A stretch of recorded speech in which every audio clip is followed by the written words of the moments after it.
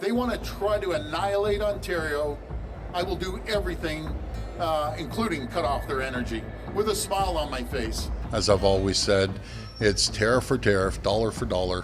One phone call from Toronto could darken 1.5 million American homes tonight. Last year, the U.S. paid Canada $3.2 billion for clean hydropower. Today, Ontario slaps a 25% surcharge on every electron crossing the border, and Premier Doug Ford warns the next step is pulling the plug to zero. Donald Trump's move to double steel and aluminum tariffs to 50% was pitched as job protection, but the invoice just landed on Midwestern kitchen tables. Bills spiking, factories idling carbon-heavy gas turbines rumbling back to life. The twist? Every extra dollar Americans pay flows north, letting Ontario slash its own hydro rates while squeezing the neighbor left in the dark. If you feel that squeeze too, hit like, because silence won't keep the lights on. We're exposing the 5 coldest moves that flipped the game and left Trump clinging to slogans while the lights started going out. Number 5, we hold the switch now, and we'll flip it with a smile. Doug Ford's threat wasn't empty. Overnight, families in Buffalo and Ogdensburg opened utility bills padded with a 25% shock tax, pushing costs up by $100 a month and funneling almost $400,000 every single day north of the border. Ontario's grid hums brighter, while Americans in Michigan, Minnesota, and New York feel the lights grow heavier on their wallets. Marissa Coleman, a third-shift nurse in Rochester, now works double weekends because I can't pay rent and power in the same week.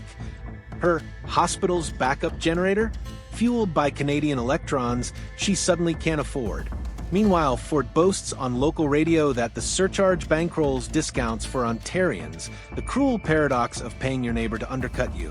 The real gut punch arrives at 6 p.m. when demand spikes. U.S. operators scrambled to replace cheap Canadian hydro with dirtier gas plants, coughing out extra carbon and overtime fees. Each kilowatt becomes a reminder that Trump's 50% steel tariff, meant to shield Midwest jobs, has morphed into a financial bear trap set for Midwestern households. Workers who cheered the tariff now watch their paychecks evaporate into electric bills, and Ford's grin stretches wider. One more tariff and the switch goes to zero. For the first time in a century, America's northern lifeline is a loaded weapon, aimed straight at the people it once sustained. Number 4, Trump broke the deal. Canada just broke the silence. The handshake that was supposed to cap tariffs at 25% shattered in a midnight tweet. Trump doubled duties to 50% and dumped a $15 billion price tag on American buyers. Ontario answered in kind, but the pain didn't stay on spreadsheets. At Heaven's Hollow Distillery in rural Kentucky, pallets of bourbon bound for Toronto now sit shrink-wrapped and useless. Ford ordered every U.S. bottle yanked off Ontario shelves, freezing a trade line worth $1 billion a year. We laid off 9 bottlers this morning, Formandale Reese whispers. Washington promised protection. We got cancellation. And that's just round 1.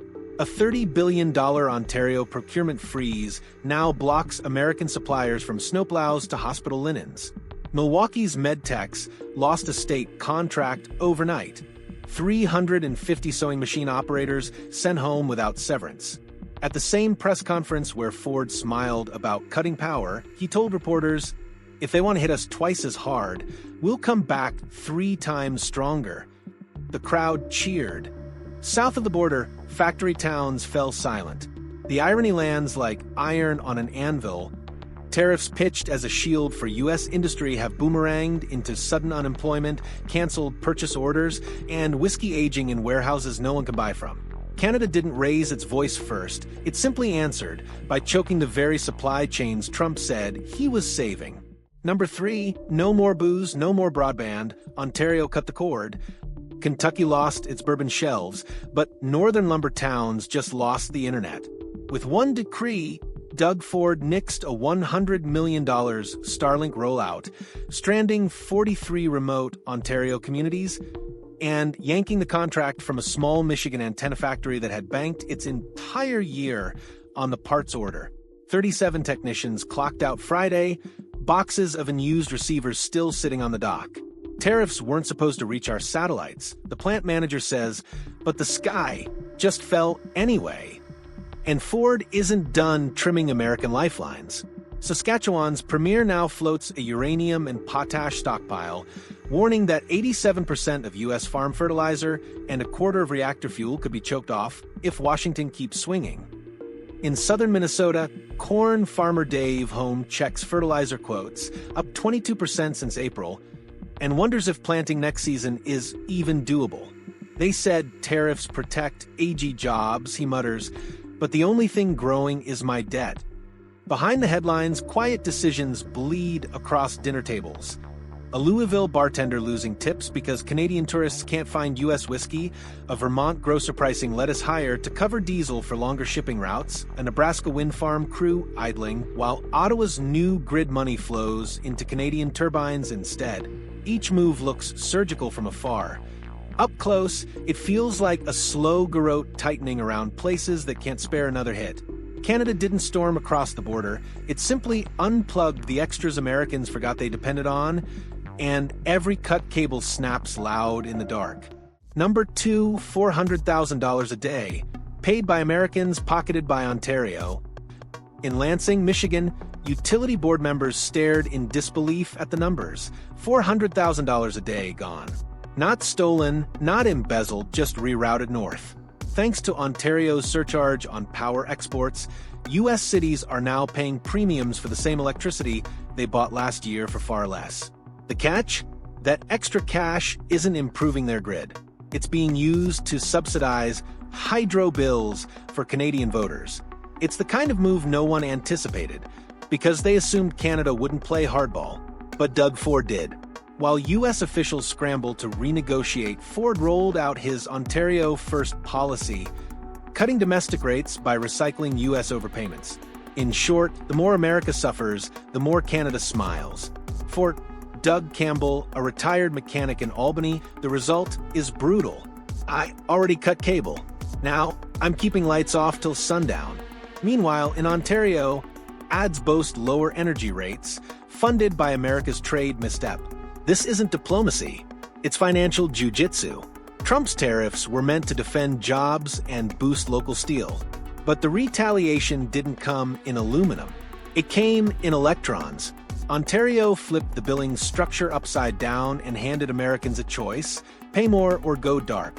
And now, Ford is daring the U.S. to push harder, hinting that the next step might not be a surcharge, but a full cutoff. This isn't just about trade anymore. It's about leverage, and America just lost the high ground, one power line at a time. Number 1, the banker quietly building Canada's revenge empire. While Ford throws punches in public, Mark Carney is rewriting the rules in silence. The former Bank of England governor isn't marching into press rooms. He's drafting blueprints for economic escape. His plan? Turn Canada into a self-powered fortress that doesn't need American markets, electricity contracts, or trade favors ever again. Carney is already backing a nationwide pivot: new rail corridors, upgraded ports, green energy megaprojects, all built to move Canadian goods to Europe and Asia instead of crossing south. It's a strategy born from exhaustion. Why play by Trump's rules when you can leave the game? The Electricity Alliance just launched a 5-point overhaul demanding Ottawa triple domestic grid capacity. The goal? Sell energy east and west, not south. Ford's surcharge? That's just step 1. Carney's building the system that makes cutting the U.S. off permanent. For towns like Syracuse and Duluth, it means replacing cheap Canadian hydro with dirty, overpriced gas. For Canadian provinces, it means independence. Quiet, total, cold. This isn't retaliation. It's relocation. And the scariest part? The U.S. didn't see it coming because it didn't believe Canada could or would ever walk away. They didn't slam the door. They're just rebuilding their house facing the other direction. This wasn't a trade war. It was a trade awakening. While Washington chased tariffs and headlines, Canada built exits, rewired its grid, and quietly redrew the map. The U.S. didn't lose a battle. It lost leverage. First came the surcharges, then the power threats. And now, a total pivot away from American dependency, Engineered not by rage, but by resolve. So, tell me this. Was this betrayal or just finally standing up? Collapse or correction? You decide. Drop a comment below. Because the world didn't wait for DC to catch up. It moved on. And Canada? They didn't burn bridges. They just stopped paying the toll.